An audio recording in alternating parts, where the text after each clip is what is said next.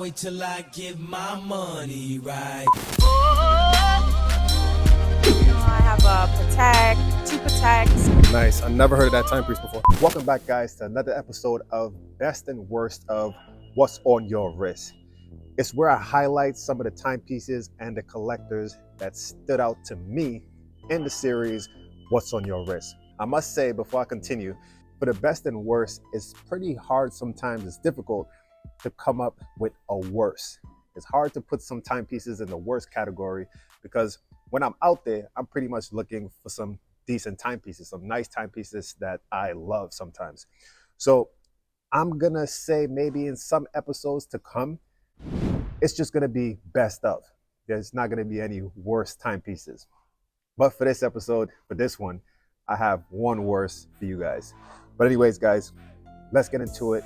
Give the video a thumbs up, hit the subscribe button, and let's just get straight into the video. Now for the first collector, it's gonna be Robert from Hawaii. Today I'm here with Robert. And where you from? I am originally from Honolulu, Hawaii.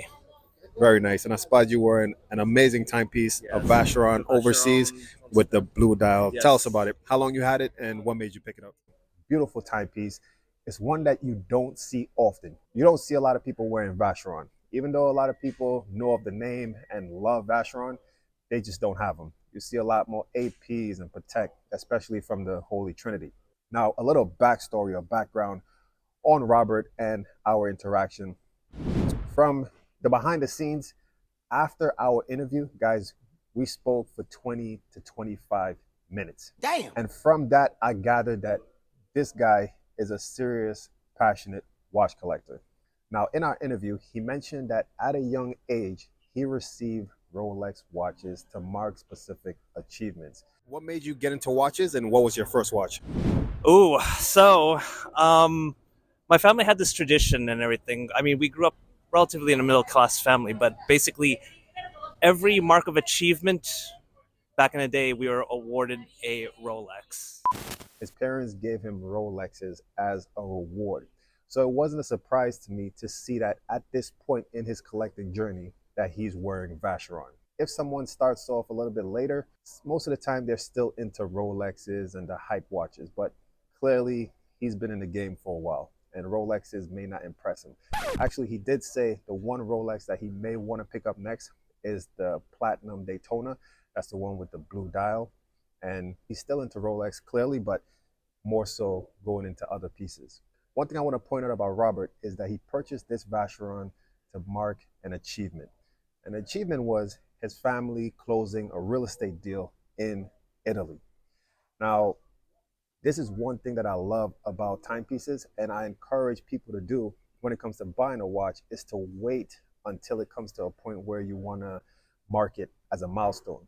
Let's say you close the deal like he did, you graduated, something like that, to mark purchasing a watch. It makes it a little bit more special. It makes it more than just a watch purchase, but you add a story to the watch. So Robert here is a great example for us to follow as far as when we buy a timepiece, to add a story to it, wait till we achieve something to make that purchase. Now for number 2 on the list would be Roberto with the Tudor Heritage, the Tudor Black Bay Heritage. Today I'm here with Roberto, and where are you from? Italy. And I spotted him wearing a beautiful timepiece. This is a 41 millimeter size timepiece that I believe makes a great daily. One thing I want to mention in our interview is that Roberto continued to mention price point and quality, and just saying that he loves Tudor compared to Rolex. He prefers Tudor over Rolex because Tudor is the best bang for your buck, so to speak. Something that I agree with. I believe if you can't afford a Rolex, let's say at the $7,000 price point, the $10,000 price point, I think a Tudor is the watch to go for. Now, he did say that he thinks that Tudor and Rolex have similar quality. I love the Tudor. I think that now Rolex is a little bit overpriced. So, and honestly, it's the same quality, same holding, same factory. So it's probably now better, for my opinion, better than Rolex, yeah. And I want you guys to comment down below and let me know if you agree or disagree with that point. It's something to debate. I do believe Tudor makes some quality watches, especially when they came out with the Black Bay series, the Black Bay models, and I love them, especially the Black Bay 58 and the Black Bay 54. Amazing timepieces, and I think if you can't get a Rolex, you should definitely go towards Tudor.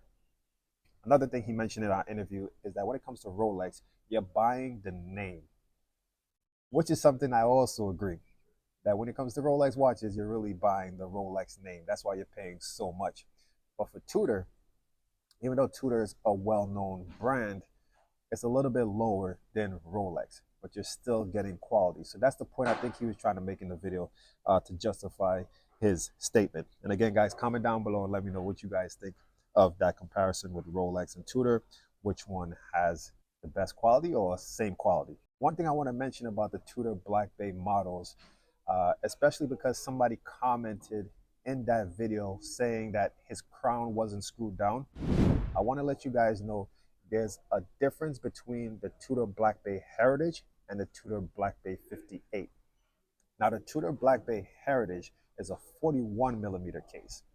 The Tudor Black Bay 58 is a 39 millimeter case. Now, let's say 6 feet away, they look the same. You can't really tell sometimes the size difference, and they have the same dial and the same look. But the size is a little bit different, and also the design of the crown stem. On the Heritage, you'll see it like a gap. So that person commenting in my video saying that I don't think his crown is screwed down. His crown is screwed down, but there's an extension from the stem, and it's black on the Tudor Heritage, the Black Bay Heritage. But on the Tudor Black Bay 58, it's a steel stem, and it's a little bit shorter. So it pretty much looks like it is screwed down, and it doesn't stand out, it doesn't pop out to you than the Heritage, which has a black stem. So the separation from the case, a stainless steel case to a stainless steel crown and a black gap in the middle, doesn't look, like it's screwed down sometimes, but it is. So that's one thing you guys should know to identify a Tudor Black Bay Heritage from a Tudor Black Bay 58. And I prefer the Tudor Black Bay 58, by the way. But anyways, to wrap up on number 2, I'll say that he was a great collector, cool guy, especially because he's not going with the trend, so to speak. I'm sure he could purchase a Rolex. I'm sure he can afford a Rolex, but he's saying that he's sticking with Tudor. He said that his next watch is going to be the Tudor chronograph.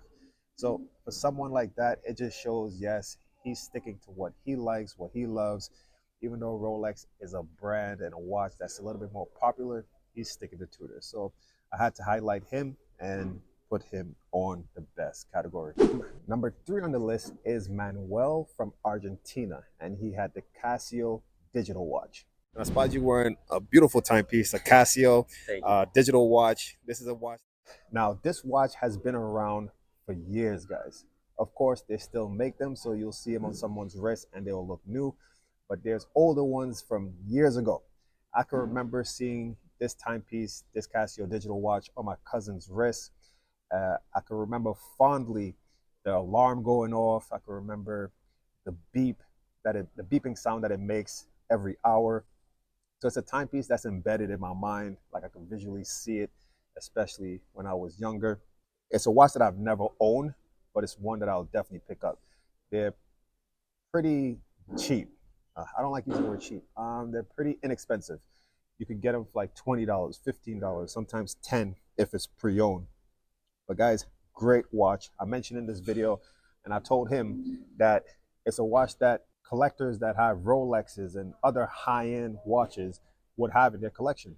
They would wear this timepiece. They'll wear a Casio, a digital watch like this to work out. They'll wear it to travel. Sometimes you don't want to travel with something that's expensive. So this is a great watch to travel with. Casio is a well-known brand. They make solid pieces. They last forever, guys. The battery life in some of these Casios, they last forever. And all you have to do is just swap in a new battery and it keeps going. So it's a solid watch, strong brand, to get behind. And yeah, sometimes when I come across some of these collectors or people wearing these watches, you could see a little bit of insecurity in them. Like, they're like, thinking to themselves that they're not wearing a high-end watch or expensive watch. But I try to convince them. I tell them before I interview them that, hey, it's a watch, especially certain watch brands that are well known and known for making quality watches. I tell them, like, look, it's not about the money, it's not about the cost. You know, my viewers love seeing watches from all the ranges, from entry level to the highest end. So, hey, just answer the simple questions. You know, it's just going to be, you know, free flowing. I'm not going to quiz you too much. You know, I'm not going to make you feel uncomfortable.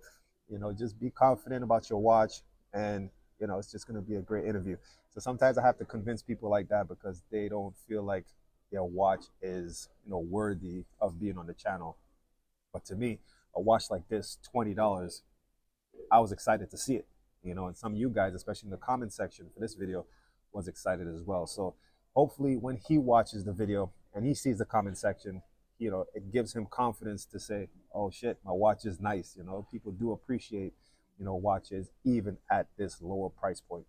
Okay guys, now for number 4 is Jessica from Indianapolis. Today I'm here with Jessica. And where you from? Indianapolis. And I spotted you wearing a beautiful Rolex Day-Date President, rose gold, 36 millimeter, beautiful watch, great watch on her wrist. Now I saw it, it's pretty common, guys, to see women walking around the design district with Rolex Day-Dates. But I particularly liked the choice that she made going with the 36. When it comes to gold, especially rose gold and yellow gold, it looks amazing. It looks better on darker skin.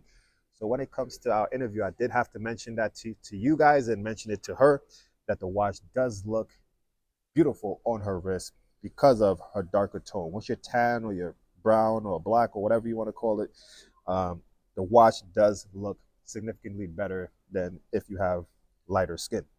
So great choice in going with the 36 because, of course, there's the 40 mil and there's the 41 mil. There's women out there that love wearing the 40 and the 41, when sometimes it's not the best choice based on their wrist size. Guys, when it comes to watches, choose the correct size, the best size for your wrist. And most women, most ladies have smaller, finer wrists. So it's not bad, guys, to go with a smaller watch, especially a 36. A 36 to me is unisex. A 36, a male or a female can wear that timepiece. Her timepiece was beautiful. She mentioned that prior to this watch, she had a bust down Rolex. And what was your first watch? It was a Rolex as well, but it was a bust down. It was kind of ghetto. So you definitely stepped it up. I definitely suggest, you know, factory, if it's diamonds, factory diamonds. Yeah, factory diamonds on the dials. And she was honest about it, and she pretty much said that now she went up to the, you know, the level that she should be at. She said that the bust downs are a little bit ghetto, which I agree with. And on the side of resale value, you know, if you have a factory watch, factory diamonds as she did, factory diamonds on the dial, it holds its value a little bit better. You get more respect amongst the watch collectors, the watch community. And yeah, and I like that she actually knew that instead of me having to tell her. Now, throughout our interview, I was pretty much catching the vibe that she's just going after the hyped watches, which is okay. I don't expect too much from women when it comes to watches and collecting watches. I expect them to be going after the hyped, flashy pieces, whatever's popular and trending. You know, women just love it as jewelry pieces more so than timepieces, and for the movement and the functionality. He ain't lying. So she has the Rolex Day-Date. I think she mentioned the AP that she may have or maybe going after. And for a fact, I remember her saying that she wants to get the Serpenti. What's the next timepiece on your radar to pick up? I want to do a Royal Oak AP, two-tone. Yeah, Do you have a collection or do you just have a few watches? it's a few. I want to get a collection though. Do you have any Omegas, IWCs? No, I don't, but hopefully one day. Okay, so you're pretty much going after like the big names like AP, Rolex, Cartier. Exactly. You have a Cartier? No, I want a Bulgari though, the one that wraps around the wrist. That's the Serpentine or something like that? Yeah, yes, I want that. I want it. I don't know if I want to do gold or platinum, but either of the two. That's a watch that wraps around the wrist, mostly for women, only women. Some guys would probably wear it and pull it off, like Tyler the Creator or people like that, but it's a woman's watch. I believe it looks great on ladies' wrists. It's not a watch that really I've done my research on, but I know, especially through some of my interviews, that some women mention that this is the timepiece they want to go after. And do you have a timepiece that you want next? I mean, I'd love to get the Serpenti. Yeah, stainless steel Serpenti. Wrap around twice. So that just showed me that that's a watch that's trending, that's hyped, especially among the women that's into high-end jewelry and high-end watches. So it was nice coming across Jessica. Great watch. It's a watch that I would wear personally, to be honest with you. And yeah, it's a good Miami watch to be out and about with, especially in the design district. You can't go wrong with it. So guys, it's a totally different day. And guess what? The clip for the worst timepiece and my outro got lost somehow. I almost took it as a sign. I almost told myself, you know what? Maybe I should just leave that worst category out and just close it out, do the outro. But no, let's get into it for the worst timepiece. And I want to add again, this is not to shit on this person's watch. It's just the worst out of the timepieces that I come across. And it is Angela with the Anne Klein watch. I'm here with Angela Han. And where are you from? I'm from China, but I live in London. And I spotted you wearing a fashion watch, I'll call it, Anne Klein. Tell us what made you get this watch. I didn't really get it. I got it with my mum from TJ Maxx or TK Maxx or whatever, the version in the UK. I mean, it's a fashion watch, and usually fashion watches, I don't really take them that seriously. But in this case, it's a timepiece that she was wearing to travel with, which is a great excuse or a good reason to wear that timepiece. If you're traveling, to London or some places in the US, it's not so safe to wear an expensive watch. So I totally understand that she's wearing this watch, and it almost resembles a Cartier, and some vintage timepieces out there do resemble some high-end luxury vintage watches from a distance. Once you get up close, you can see the quality, and you can see that it's gold plated, it's a quartz watch. And usually I don't really like quartz watches like that. There are some quartz watches that I would love to have, like the Rolex Datejust Oyster Quartz. And there's some Cartier Tanks and Cartier Santos watches that are quartz that I would wear. But for this watch, since it's a fashion watch and it's nothing that serious, I probably wouldn't wear it, or would want someone that I'm with to wear.